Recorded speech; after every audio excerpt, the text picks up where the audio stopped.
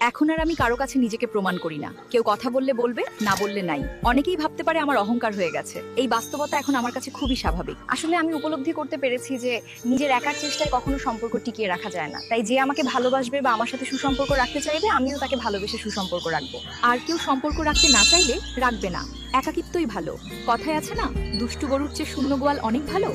ঠিক তাই।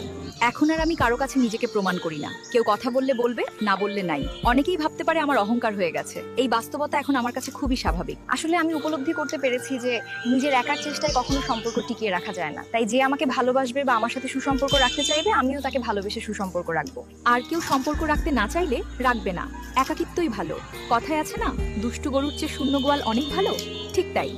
এখন আর আমি কারো কাছে নিজেকে প্রমাণ করি না। কেউ কথা বললে বলবে, না বললে নাই। অনেকেই ভাবতে পারে আমার অহংকার হয়ে গেছে। এই বাস্তবতা এখন আমার কাছে খুবই স্বাভাবিক। আসলে আমি উপলব্ধি করতে পেরেছি যে নিজের একার চেষ্টায় কখনো সম্পর্ক টিকিয়ে রাখা যায় না। তাই যে আমাকে ভালোবাসবে বা আমার সাথে সুসম্পর্ক রাখতে চাইবে, আমিও তাকে ভালোবেসে সুসম্পর্ক রাখবো। আর কেউ সম্পর্ক রাখতে না চাইলে রাখবে না। একাকিত্বই ভালো। কথায় আছে না, দুষ্টু গরুর চেয়ে শূন্য গোয়াল অনেক ভালো। ঠিক তাই।